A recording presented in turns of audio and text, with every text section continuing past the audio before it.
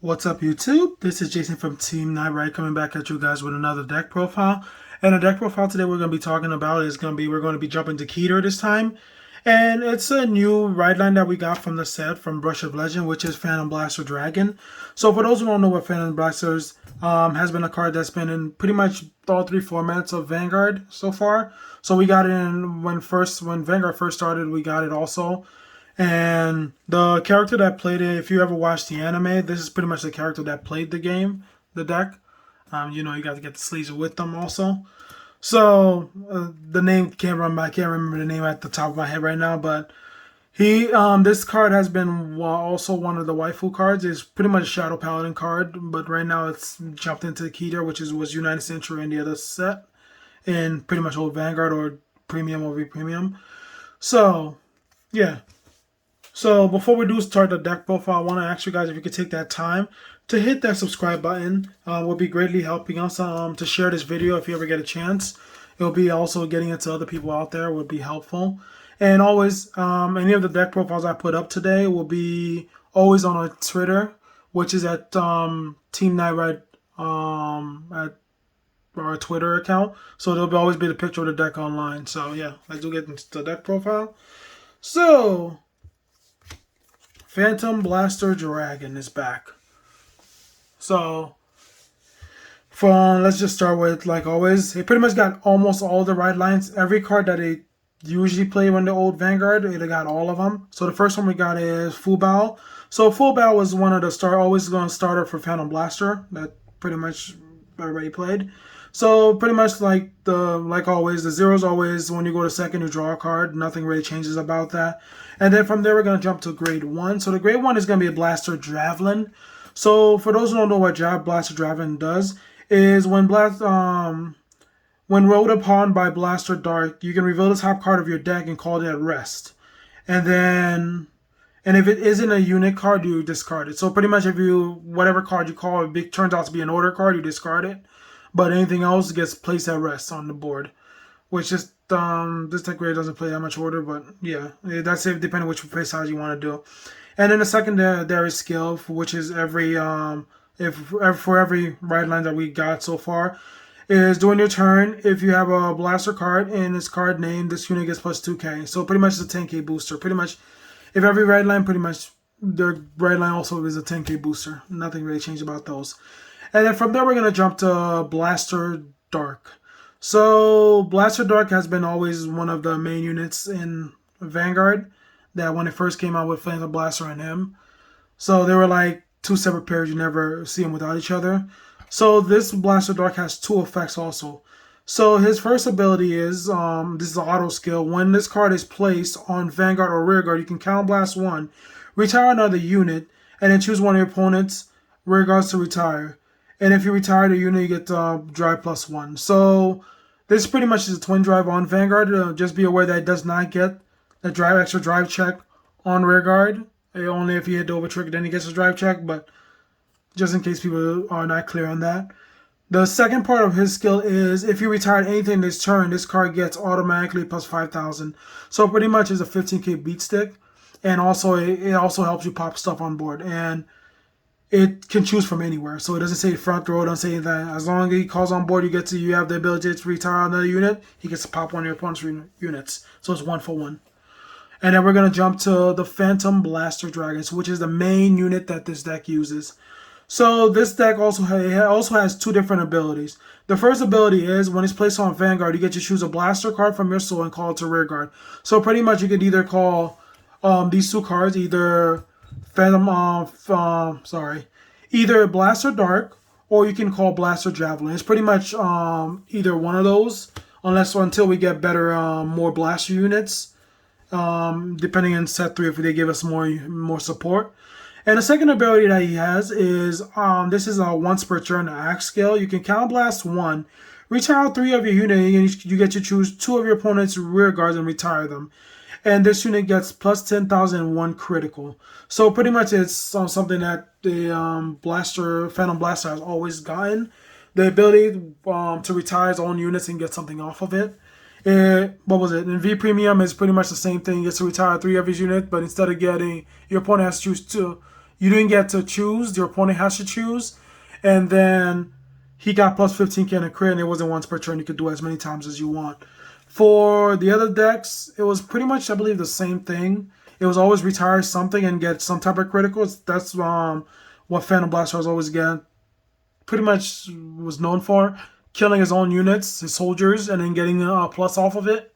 So pretty much you didn't feel as bad as retiring. Like, let's put it this way. If you think about most decks, if they retire their own units, they always minus and lose something off of it. But this deck was not one of them. That even if they retired something on their board, they always seem to get something back off of it. So either they got the hand advantage, or they retired it just to get more units on board or something. Or they can cycle through their decks very quickly by doing so. So yeah. And now we're jumping to the grade 3s. So the grade 3s, you definitely have to play 3 of the Phantom Blaster Dragon, because this deck revolves around him, around him. So pretty much he's the bread and butter of your deck, and Persona Ride's still a thing in this game, so you need 3 of them. You need playset of them. And now the other grade 3 I play in this deck, and this is where this deck gets a little bit expensive, and you gotta play Fosato in this deck, because the problem with this deck is it needs Soul and it needs Counterblast. So Fosato is there to help with all those problems. So for those who don't know what Fosato does, and it's gonna be, I think this is one of those cards that's gonna be playing every single keter deck. No matter if set 3 comes out, they give us a new keter ride line. Fosato's probably gonna be one of the cards that always into it, because Fosato is so good for what he does. So for the first ability he has, which is continuous, this unit cannot be chosen by opponent's card effects. So pretty much right there, that tells you if Fosato's in the front row, your opponent can't retire it. All they can do is just swing towards it only. They can't just say, oh, I'm going to pop this card. The only exception to that is Barra Magnet, which Barra Magnet does not target. It just sucks up everything like a vacuum. But everything else can't touch Fosato. And if you've noticed in every other game, when Fosato comes out, you see the difference in a person's face, because first of all, they can't target it, they can't do anything to it, and also he can't be targeted by if you're playing the mirror match, he can't be targeted by Phantom Blaster to retire, because he's unaffected. So here's the other ability that makes him annoying, and this is the continued auto ability. This is an auto ability. When it attacks, if it hits, you can counterblast, soul charge. So pretty much you get to, you get to counter charge and soul charge. So pretty much from there you get a free counter charge and you get a soul. So pretty much it really helps Phantom Blaster, because you're more likely to get another blaster into soul to help every time you ride, so you can get more units out. So he's pretty good because of that. And this is where it is that get a little expensive because of him. Alright, now we're going to jump to grade 2s. So the grade 2s we're playing, and this is pretty much a blaster deck, if you think about it. You have to play another 3 of the Phantom Blaster Darks, because you need them in the deck, because it's another Phantom Blaster. Another blaster in the deck that helps with what Phantom Blaster is trying to do. So, like I said, when he's placed on rear guard, you get to counterblast 1, retire 1 of your units, and then pop on your opponent's units. And then if you retire anything during that turn, he gets plus 5k. So pretty much is a way to keep emptying out your opponent's board, so that you can tempo the game by helping control their board, so that they don't go outrageously crazy with their combos and stuff. Just that if they play anything, you can immediately get rid of it and not have to worry about it. So you do have to play him out of playset. And another card that came with the ride line, and this is one of the other cards that always was in Phantom Blaster or Shadow Paladin, if for those who don't know what it was, where it originally came from. So we gotta play Maka. So Maka is one of the other support cards that Phantom Blaster got, and it also has pretty much almost 2 effects, but they're congested into 1. So for those who don't know what it does, she has an auto skill. When this unit is placed on rear guard, if you have a blaster as your vanguard, this unit gets plus 5,000. So pretty much right there, just having a vanguard with blaster in his name, it gets 5,000. And then the secondary skill is then you get Soul Blast 1, retire another unit. You get to look up top 5 cards of your deck and then choose one grade 1 or less from among them and call it to rear guard and shuffle your deck. So from there, it literally tells you what this deck game plan is. So from her only, it helps you thin out your deck, helps you get more units on your board. Pretty much, mind you, it's not grade 2s or grade 3s. It just gets out grade 1s. But that's what usually Phantom Blaster always did. Was always seem to always got their grade 1s out their deck, just to help with Phantom Blaster's effect to retire stuff and get stuff off, so that you don't really lose much. But also she's a 15k attacker, which is still good because it still gets over the 13k hurdle that most of the decks have. So you have to play her at 4. And there's the other card I'm playing this deck, and this card came in I believe this came in the pizza box, which is the promo that the pizza box got. Big shout out to Noah for letting me get these cards. So this is another card pretty much a tech that I play in the deck just to help with filtering my deck a little bit and building Phantom Blaster Soul. So the promo what she does is when it's placed on rear guard. So you can counterblast 1, choose a card from your hand and put it into Soul and then draw a card. So pretty much what you could do is if you know you're gonna Persona Ride next turn, you could literally counterblast, put this into your Soul because you know you're gonna get it back anyways, and then draw an additional card. So pretty much you're filtering out your deck and also building up Phantom Blaster Soul with blaster cards that Phantom could use. So I play him at 3. Because an extra draw, put a card in Soul is really still good. And then from there, we're going to jump to the grade 1s. So for the grade 1s in the deck, you still have to play a playset of PGs. Like I said, if you're not playing a PGs in this deck, then I don't know what type of deck you're playing because people would just steamroll you. You definitely need 4 of the keter Sanctuary PGs. And then the other additional card, Phantom Blaster card, I keep saying Phantom Blaster cards. Blaster card you play in the deck, and this is Blaster Javelin. I'm only playing him at 2 because at first I was playing him at 3, but I didn't see the point. Mind you, he's still a good card.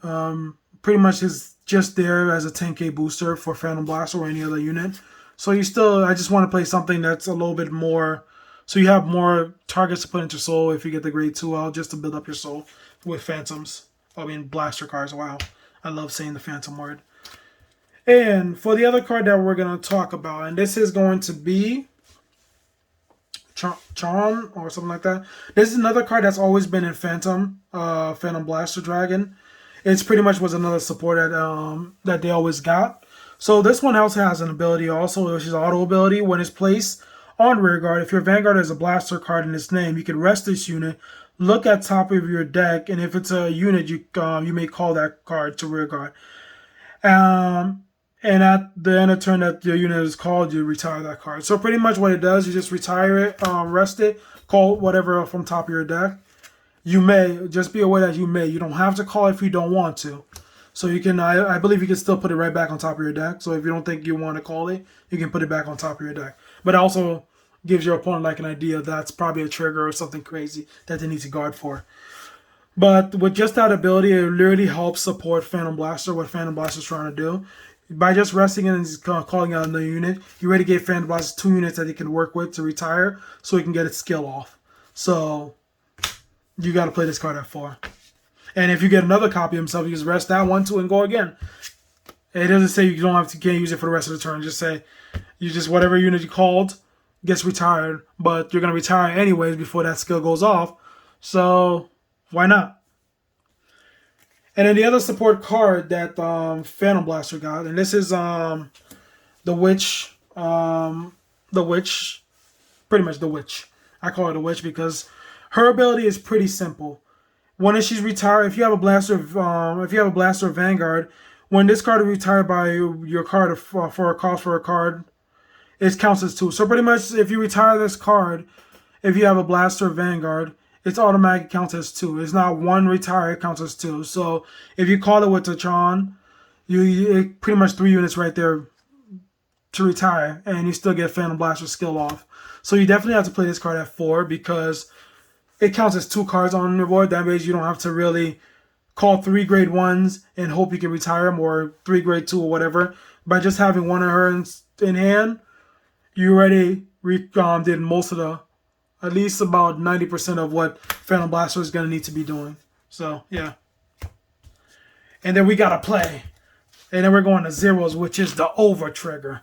So the over trigger is, I think this over trigger is really disgusting. Because once you hit it, you automatically, every year in your units get a drive check. So if it's a grade 1, it gets a single one. Grade 2, it gets a single one. Grade 3 gets double drive check. So this is really scary. Especially if you're playing any other deck that literally can tutor, pretty much scry and keep looking at those top of their decks. For example, a Hex Orb that can really utilize this card to the full potential of what it's supposed to be doing. And I think this is one of the pretty much the most scariest card in any keter deck. And for triggers, the other triggers I play in the deck, you gotta play at least. I play 6 crit in this deck.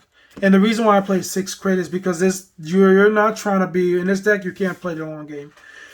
You can, but you'll run out of resources eventually, because the only way you countercharge in this deck is Fasado. And eventually you're going to run out some resources to do anything, and you don't want to be playing a tempo game and try to keep your opponent alive. You're pretty much trying to blow them out the water, control their board, and try to crit them to death. So Phantom Blasters was always fight. Phantom Blaster always did. And then you got to play 2 of the new fronts that came out in the set 2. So if your opponent's at grade 1, grade 3 or greater, this card gains a 5k shield. So pretty much it's a 20k shield. What the original heals were doing. But they gave it to the fronts now. Give them a 20k shield. And then you got to play 4 heals, because you still have to heal in this game. You could substitute and play more crits. It's up to you if you want to make the deck into a glass cannon. That's literally up to you. And then you got to play 3 draws. You really need the draws in this deck because you need to build up and get your pieces, and also try to build up a hand, which Keter likes doing. Not Keter likes doing. It's more like what I like doing, because I want to at least have some way to build up cards in my hand. So yeah. So this is pretty much the deck. I do like it because I always played Phantom decks. I played most of the Phantom deck that ever came out. I always enjoyed every single one of them. I played in V Premium. I played in regular Premium. But this is like the first time that this deck hasn't been that expensive, besides Fasado. So if you want to pick up this deck, it's relatively cheap. If you can't afford Fasados, there's other grade 3s that you can play. There's another grade 3 that came in the set that works with Fasado. Not Fasado. That works as Fasado, which is, I believe, is a witch. I believe it's a discard. If it's discard or something happens, if you reveal a trigger, you can retire it. You can either get a counter charge or a soul charge. This was for Hexor, but I think it still can be used in this deck. It's situational card, but if you're gonna build this deck, I recommend you get Fasado with it, because Fasado is probably gonna be one of those cards that's gonna stay in any Keter deck until they come up with something better that's counter charge worthy without having to do much of anything. So this is pretty much my deck. Let me know what you guys think. If you think I should make any changes, trigger lineup, or any other units that I didn't really talk about, let me know down in the comments down below. And as always, if you do want to see what the full deck looks like, if you want to see a full picture of it, just go in the description down below. There's gonna be a link to our Twitter page where you can see the picture of it. So as always, thank you for watching, and I hope to see you guys in the next one. This is Jason from Team Night Ride signing up.